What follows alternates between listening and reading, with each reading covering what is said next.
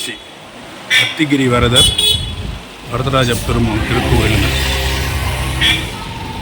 40 வருஷத்துக்கு ஒரு முறை அத்தி வரதர் எழுந்தருளுற ஸ்தலம் இதுதாங்க. திருக்கச்சி அச்சி வரத பெருமாள் வரதராஜ திருக்கோயில்.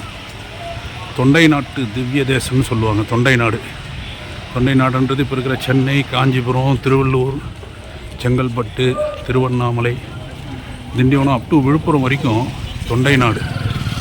இந்த தொண்டை நாட்டு திவ்ய தேசங்களில் முதன்மையான இடம் இந்த திருக்கச்சி அத்தி வரத பெருமாள் வரதராஜ பெருமாள் திருக்கோயிலுக்கானது. அங்கே தாங்க நாம் இருக்கோம். ஏகாம்பரநாதர், காமாட்சி அம்மன் இவங்களெல்லாம் தரிசனம் பண்ணிவிட்டு அடுத்து விஷ்ணு. இந்த இடம் விஷ்ணு காஞ்சின்னு சொல்லுவாங்க. ஏகாம்பரநாதர், காமாட்சி அம்மன் கோயில் இருக்கிற இடம்லாம் சிவகாஞ்சி. இது சின்ன காஞ்சிபுரம், அது பெரிய காஞ்சிபுரம். வாங்க, நம்ம அத்திவரத பெருமான் வரதராஜ பெருமான் உள்ளே போய் தரிசனம் பண்ணிவிட்டு அப்படியே இந்த தலபுராணம், இந்த கோயிலோட வரலாறு அனைத்தையும் இந்த வீடியோவில் பார்க்கலாம். வாங்க வீடியோக்குள்ளே போகலாம். ஹாய் ஃப்ரெண்ட்ஸ், வணக்கம். நான் காஞ்சிபுரத்தில் நம்ம அத்திவரத பெருமாள் வரதராஜ பெருமாள் கோயில் தரிசனம் பார்த்துட்டு மூலஸ்தானத்துக்கு வெளியில் தாங்க இருக்கேன்.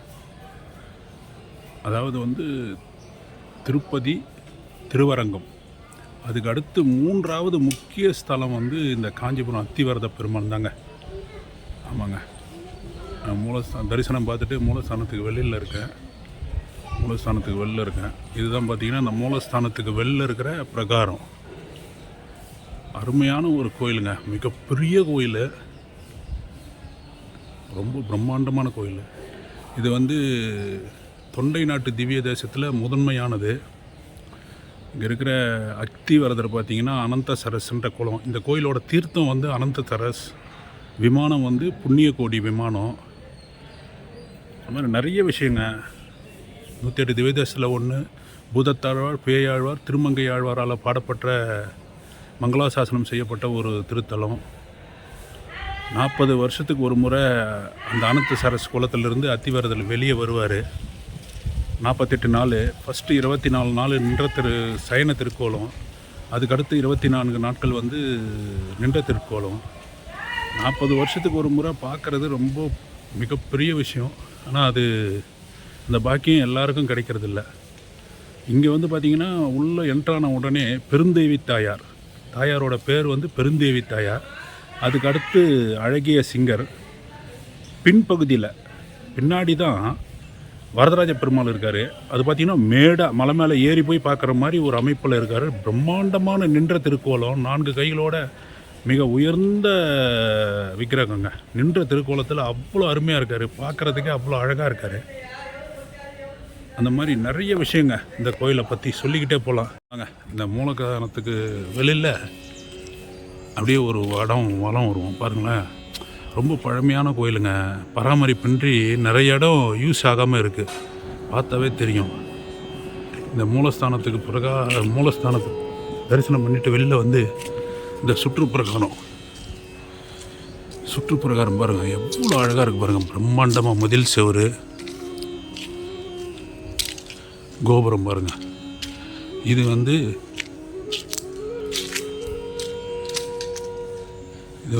வடக்கு நோக்கின ஒரு பின்பகுதியில் இருக்கிற ராஜகோபுரம்.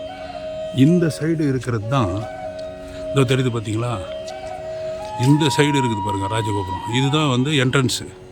இது பின்பகுதியில் இருக்கிற ராஜகோபுரம். எப்படி இருக்குது பாருங்கள், பிரம்மாண்டமான மதில் சுவருங்க. பிரம்மாண்டமான மதில் சுவர்.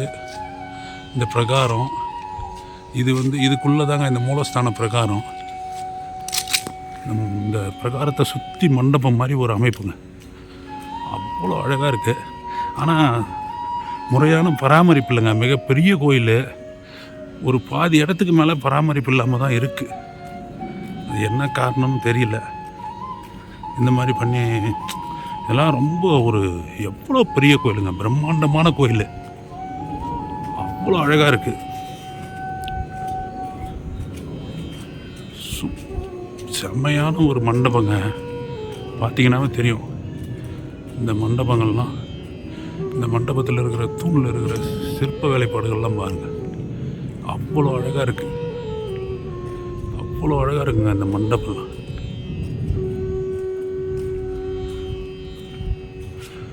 ஆயிரங்கால் மண்டபம், ஆயிரங்கால் மண்டபங்க. அதுக்கு இணையான ஒரு மண்டபம். எவ்வளோ சூப்பராக இருக்கு பாருங்கள் இந்த மண்டபங்கள்லாம்.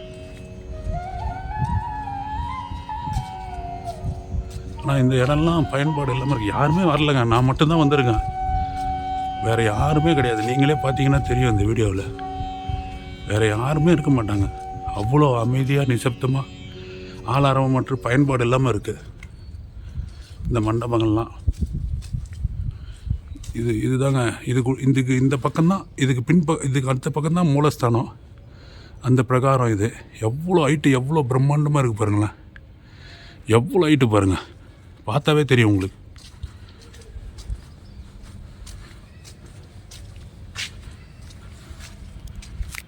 வெயில், நல்ல வெயிலுங்க. அதில் தாங்க வீடியோ எப்படி வரும்னு தெரியல, ஷேட் ஆகுமா. பயங்கரமான வெயில். 10:30 அப்படியே ஒரு வளம் வந்துக்கிட்டு இருக்கேன். ரொம்ப விசேஷமான கோயிலுங்க. அத்தி வரதர், அத்திகிரி வரதர், வரதராஜ பெருமாள், பெருந்தேவி தாயார். 108 திவ்ய தேசத்தில், தொண்டை நாட்டு திவ்ய தேசத்தில் மிக முக்கியமான இடம். திருப்பதி, திருவரங்கம், திருவேங்கடத்துக்கு அடுத்து 3வது முக்கிய ஸ்தலம்.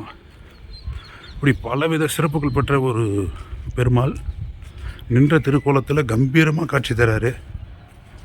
அவ்வளோ அழகாக இருக்குது. இந்த விமானம் தெரியுதுங்களா, தங்க முலாம் பூசப்பட்ட விமானம். அதுதாங்க பெருந்தேவி தாயார் மூலஸ்தான மண்டபம். அதே மாதிரி இந்த கோயில் இன்னொரு விசேஷம், தங்கப்பள்ளி. அதையும் மறக்காமல் பாருங்கள்.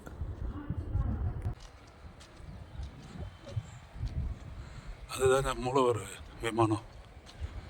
அதுக்கு முன்னாடி இருக்குது பார்த்திங்களா, அதுதான் என்ட்ரன்ஸ் ராஜகோபுரம். அப்படியே ஒரு வளம் வந்தாச்சு.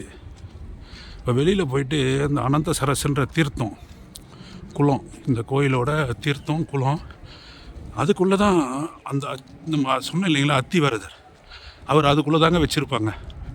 40 வருஷத்துக்கு ஒரு முறை தான் அவரை வெளில எடுப்பாங்க.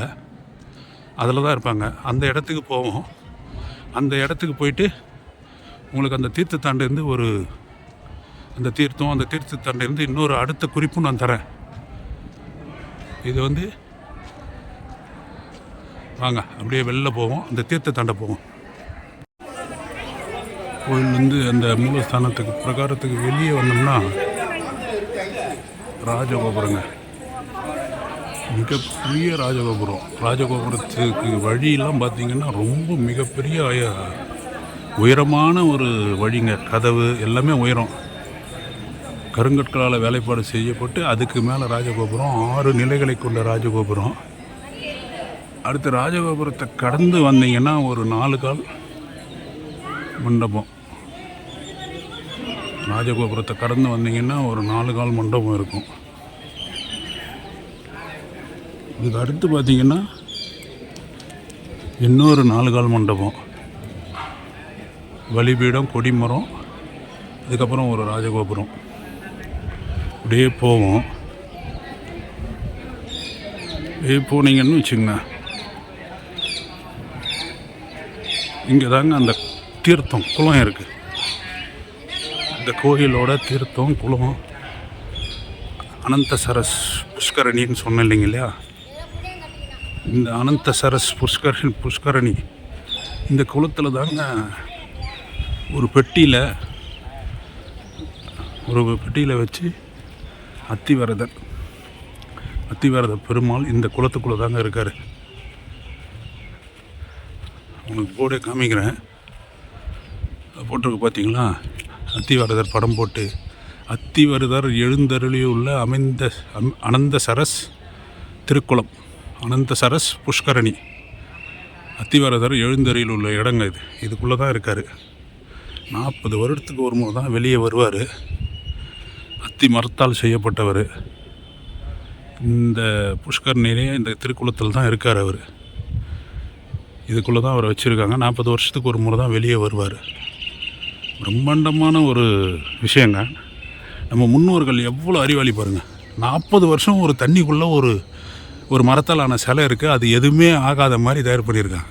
இப்போ எவ்வளோ பெரிய ஆளுங்க நம்ம முன்னோர்கள்லாம்.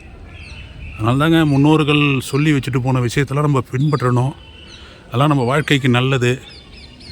ஒரு மிகச்சிறந்த விஷயங்க. முன்னோர்கள் சொன்ன விஷயங்கள்லாம் மிகச்சிறந்த. அவங்களாம் எவ்வளோ பெரிய அறிவாளிங்க. இன்றைக்கி நம்ம படிச்சிட்டோன்ற ஒரு விஷயத்தில் தான் நம்ம பெருசுன்னு சொல்லிக்கலாமே தவிர, படிக்காத மேதைகள், புத்திசாலி. அப்படியே குளத்துக்கு இந்த பக்கம் பார்த்திங்கன்னா ஒரு சன்னதி தெரிந்து பாருங்கள். சக்கரத்தாழ்வார் சன்னதிங்க அது. ஆமாங்க, அமிர்தசரஸ் திருக்குளம். இதில் தான் அத்திவரத பெருமான் இருக்கார். 40 வருடத்துக்கு ஒரு முறை வருவார். வெளியில் 48 நாள் இருப்பார்.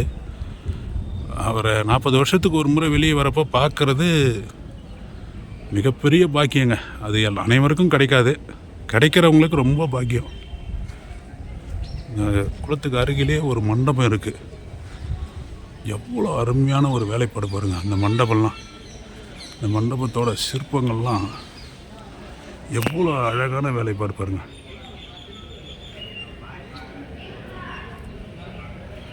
அவ்வளோ அருமையாக இருக்குங்க. ஆயிரங்கால் மண்டபம் அவ்வளோ அருமையாக இருக்குது. இந்த மண்டபங்கள்லாம் வேலைப்பாடுகள்லாம் அவ்வளோ சூப்பராக நுணுக்கமான ஒரு வேலைப்பாடு.